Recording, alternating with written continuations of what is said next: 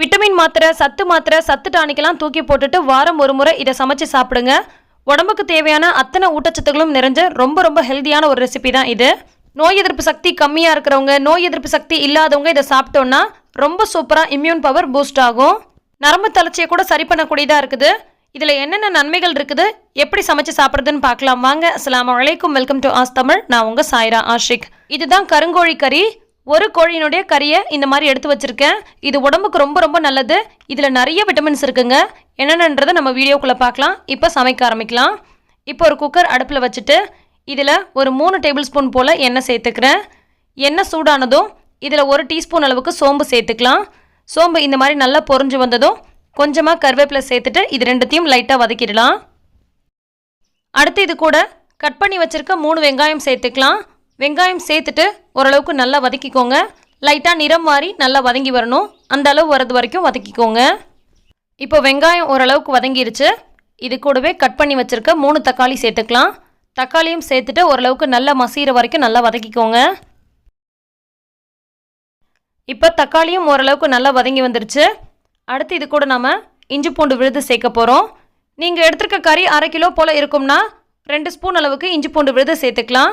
நான் இன்றைக்கி ஒரு 3/4 கிலோ போல் கறி இருக்கிறதுனால ஒரு 3 ஸ்பூன் அளவுக்கு இஞ்சி பூண்டு விழுது சேர்த்துட்டு கூடவே கொஞ்சமாக புதினா, கொஞ்சமாக மல்லி சேர்த்துட்டு இது எல்லாத்தையும் லைட்டாக வதக்கிடலாம். ரொம்ப நேரம் வதக்கணுன்ற அவசியம் இல்லைங்க. இஞ்சி பூண்டு விழுதோட பச்சை வாசனை போகிற அளவுக்கு வதங்கி வந்தால் போதும். ஏற்கனவே நம்ம தக்காளி சேர்த்துருக்கனால இந்த குக்கரில் அடியில் ஒட்டாமல் இருக்கும். ஸோ பச்சை வாசனை போகிற அளவுக்கு வதக்கிக்கோங்க.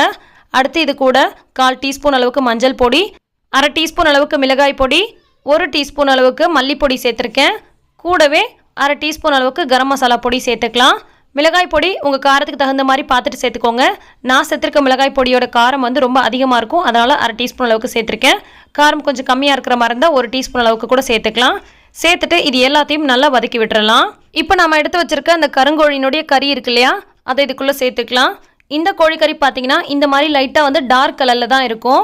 இதோட டேஸ்ட்டு பார்த்தீங்கன்னா மட்டன் சாப்பிட்றது போலயே இருக்கும். ஸோ ரொம்ப டேஸ்ட்டாக இருக்கும். கண்டிப்பாக இது வரைக்கும் நீங்கள் வாங்கி சமைச்சதில்லைன்னா சமைச்சு பாருங்கள். உடம்புக்கு அவ்வளோ நல்லதுங்க இது. இப்போ இது கூட தேவையான அளவுக்கு உப்பு சேர்த்துக்கலாம். இந்த கறியில் vitamin B1, B2, B6, B12 இருக்குது.